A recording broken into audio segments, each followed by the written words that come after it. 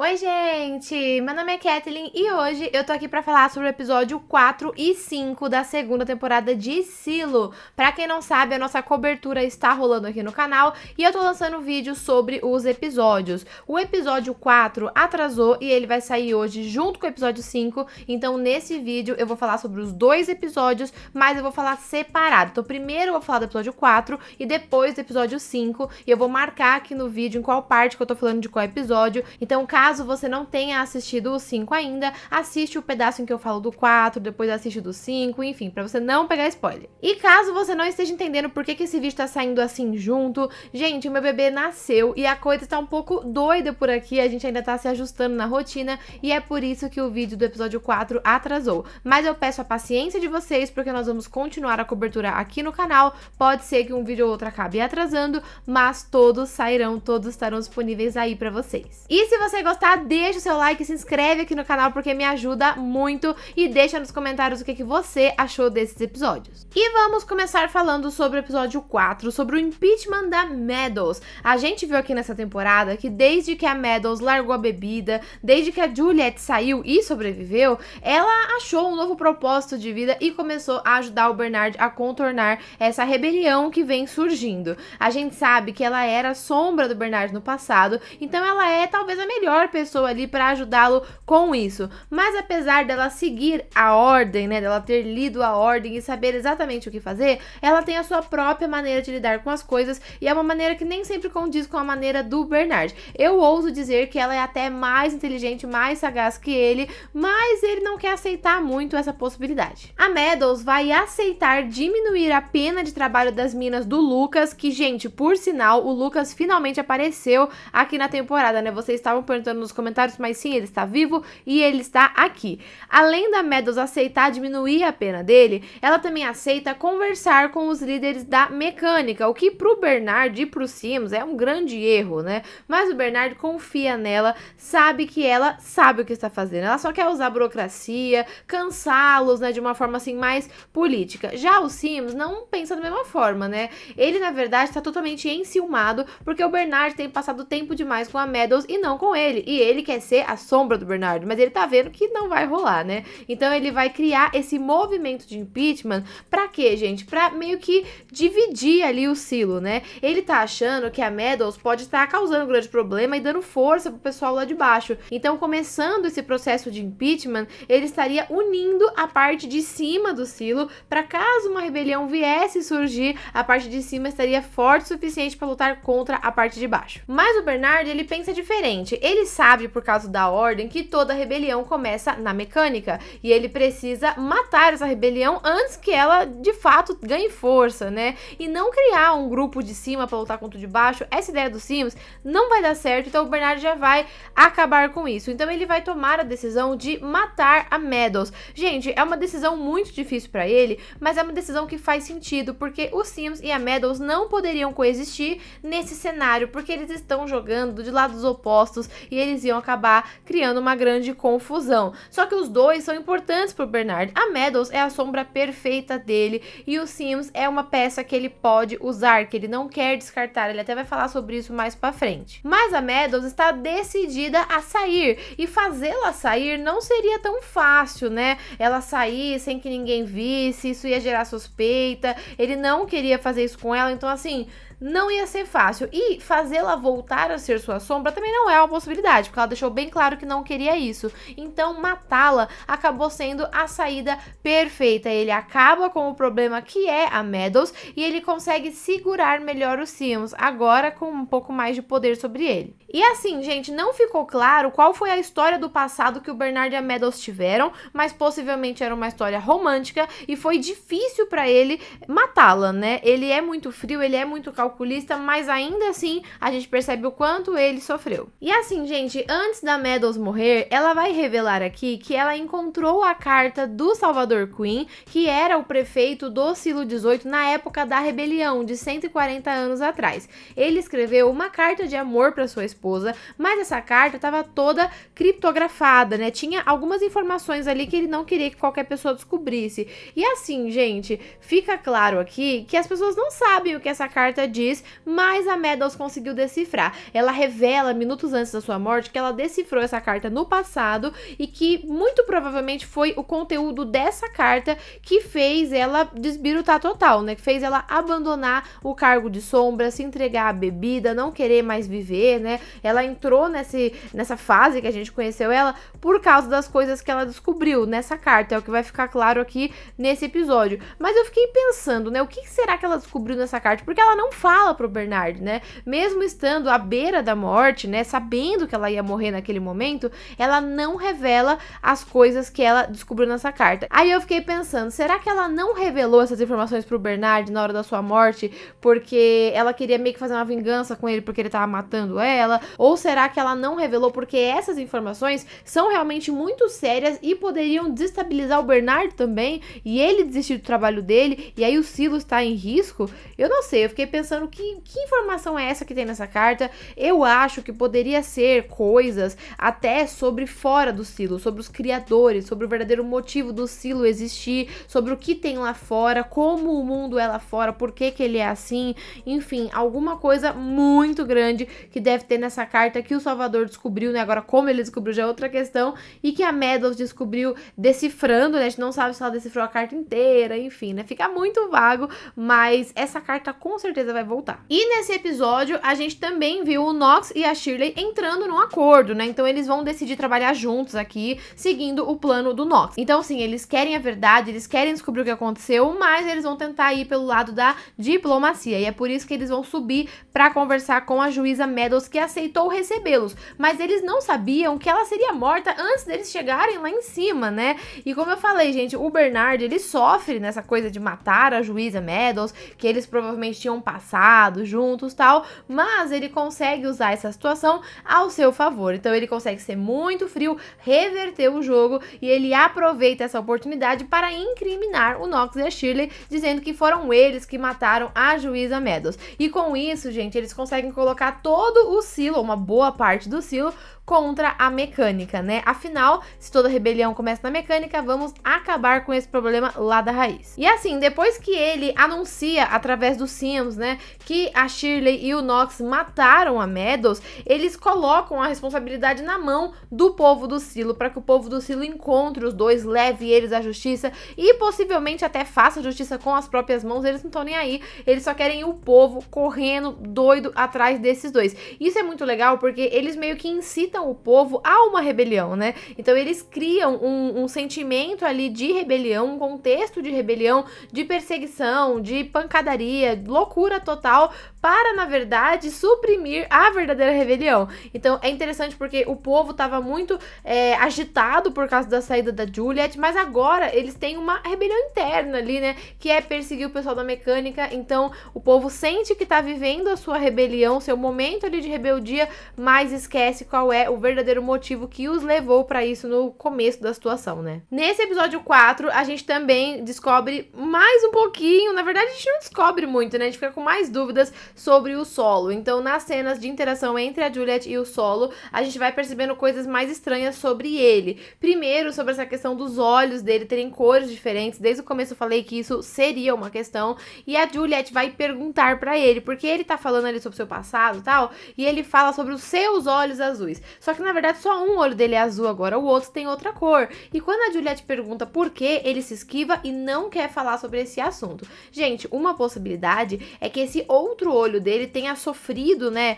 alguma coisa por causa da toxicidade do ar de quando o silo foi aberto. A gente sabe que o Solo estava dentro do silo, mas que ele conseguiu se proteger ali no cofre, né, isso que a gente imagina nesse momento, mas talvez antes dele se proteger, ele possa ter sido um pouco atingido por essa toxicidade, né, por essa substância que tem no ar lá fora, que a gente não sabe o que é ainda, e por isso um dos olhos dele pode ter mudado de cor, pode ter perdido a visão, pode ter tido qualquer problema que o deixou dessa maneira como ele está. Outra coisa super estranha que rola é uma cena em que a Juliet e o Solo estão numa sala de aula infantil e ele acha os pertences de uma pessoa que teria sido sua colega de classe. E a Juliet fala, ué, mas o pessoal dessa sala aqui teria uns 12 anos, né? Então, assim, essa é a sua idade e tal.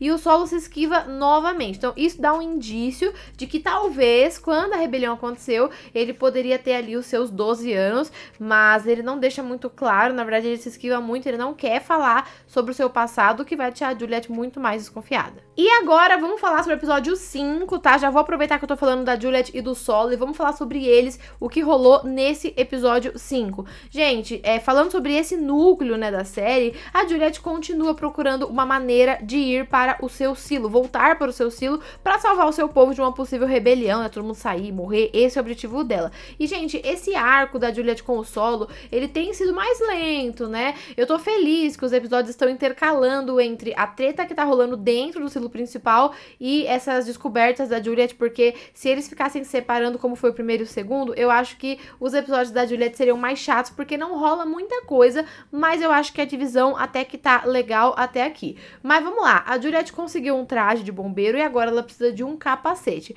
Então ela vai desbravando, tentando achar peças, coisas pra fazer o seu novo traje para que ela possa sair. E aqui, gente, algo muito interessante é que o Solo vai revelar os seus próprios planos, né? Então ele não tá ali de bobeira, ele tem os seus próprios interesses na Juliet. Ele já percebeu que ela é muito boa em consertar coisas, né? Ela é uma excelente engenheira, então ele revela pra ela que o gerador do silo 17, que foi inundado, ele continua inundando. É algo que eu falei com vocês no vídeo do primeiro ou segundo episódio, não me lembro, que a gente levantou essa questão, né? Será que ainda está inundando ou já inundou e parou ali? Não, gente, ainda está inundando. E o Solo vai revelar aqui que tem só mais 10 meses para que a água chegue no cofre, no lugar onde ele está se protegendo. E depois disso, a água deve continuar subindo até o silo inteiro ser imerso, né? Então a gente sabe que o Solo tá com seu tempo contado e ele quer a ajuda da Juliet. Mas a Juliet também não tem tempo porque ela tem que voltar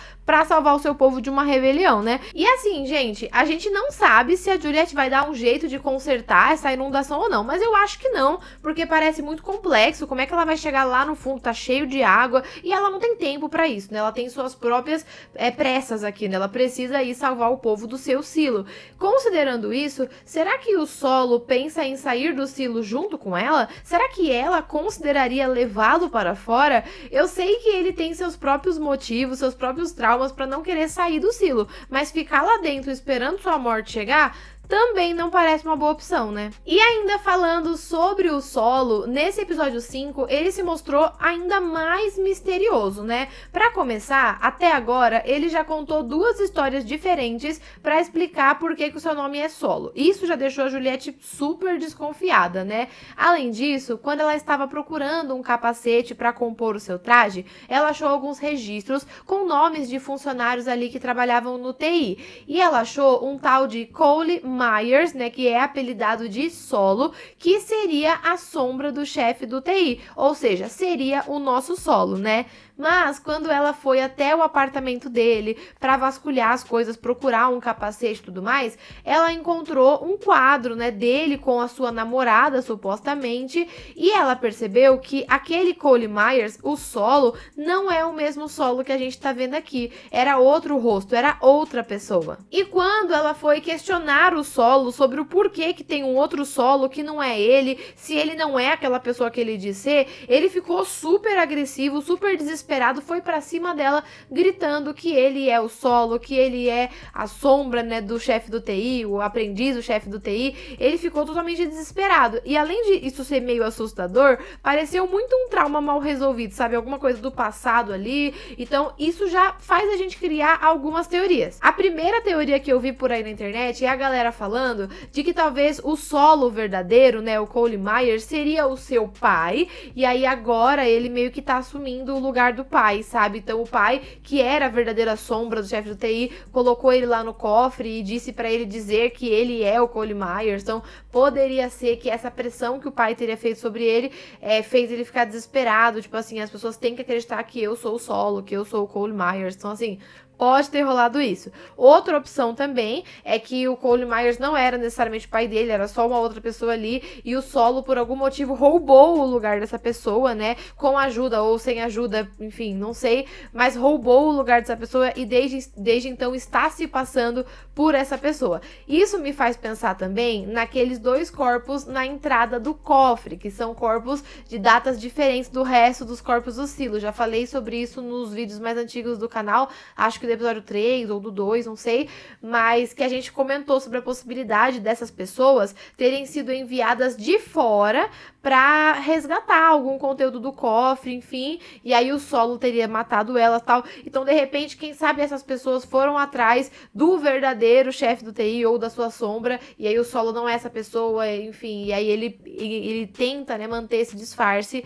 Pode ser isso, mas não sei. A questão é que isso ficou muito estranho e que provavelmente ele não é quem ele tá dizendo que é. Outra coisa que rolou nesse episódio 5 foi que a Juliette começou a passar mal do nada, gente. Do nada ela começa a ter umas tonturas, a se sentir super mal, e tudo isso no meio dessa confusão dela ver que o Solo tá mentindo, que tem alguma coisa sendo escondida ali, e no final do episódio ela desmaia. E a gente viu aqui que o braço dela tá bem ferido, né? Eu não me lembro em qual momento que ela feriu o braço, mas esse mal súbito, assim, né, meio repentino, ele aconteceu agora, mas ele pode ser um indício de uma infecção, de alguma piora que teve nesse ferimento, né? Parece que o braço dela foi cortado ali, foi ferido, e pode ser que ele tenha infeccionado, talvez porque ela mergulhou naquela água que não deve ser limpa, ou talvez pela toxicidade do ar. A gente não sabe se naquele silo que ela tá, tem alguma toxina no ar, né? Afinal, ela chegou a abrir a porta, a fechar, não sei se entrou alguma coisa ali,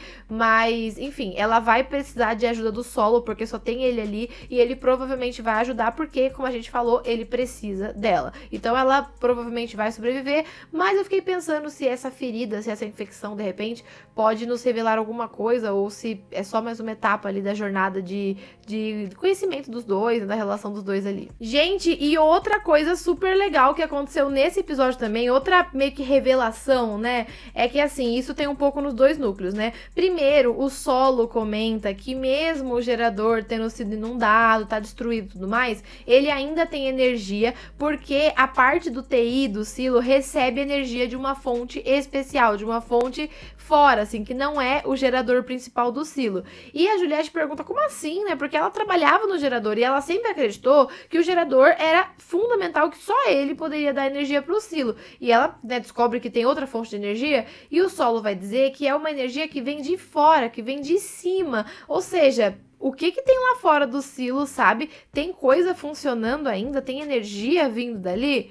E mais do que isso, né, agora no nosso outro arco, a gente viu que o Bernard trouxe o Lucas de volta das minas para fazer uma pesquisa especial para ele, né?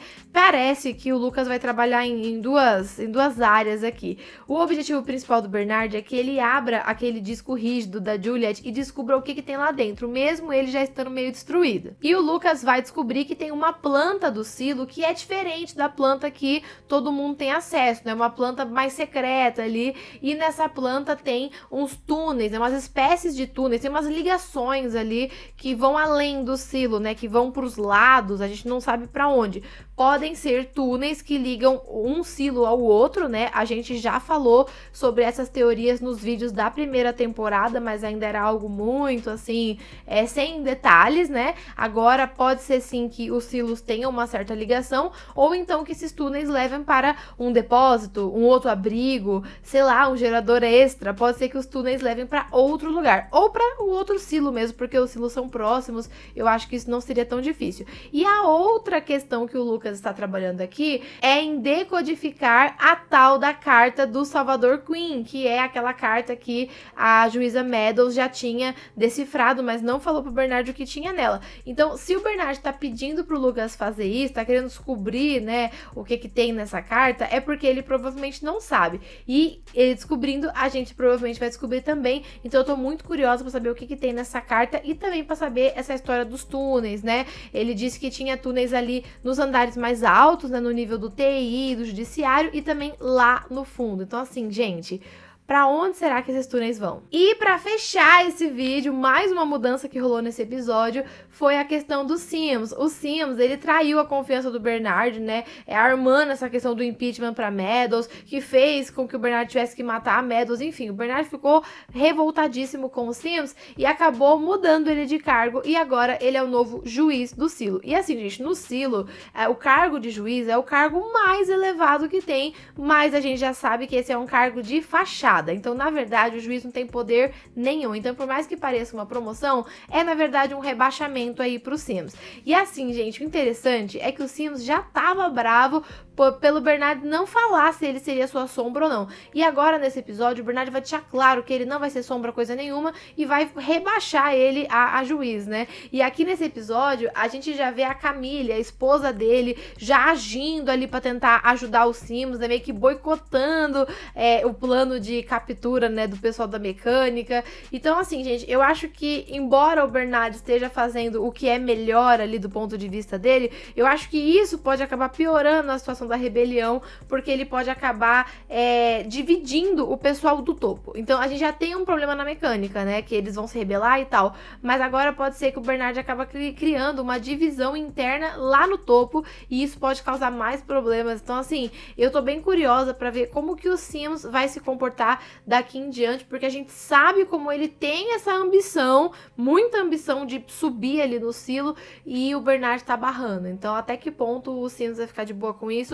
ou vai fazer uma loucura. Ai, mas é isso, gente. É basicamente isso, né? Assim, teve muita coisa rolando, mas eu peguei os pontos principais. Se eu esqueci de alguma coisa, deixa nos comentários. Se você quer comentar algum ponto específico que eu falei ou que eu não falei também, deixa nos comentários. Eu quero muito saber a sua opinião sobre os episódios 4 e 5, tá bom? Então comentem muito sobre o que vocês acharam. Se você gostou do vídeo, deixa o seu like e já se inscreve aqui no canal para não perder os próximos vídeos de Silo que vão saindo semanalmente. A gente segue nessa cobertura até janeiro de 2025 e vamos ver pra onde que essa temporada vai, porque tem muita coisa acontecendo, mas tem muita coisa pra acontecer ainda, né? Mas é isso, gente! Esse foi o vídeo de hoje. Eu espero muito que vocês tenham gostado e eu espero você no próximo vídeo do canal. Até a próxima e tchau!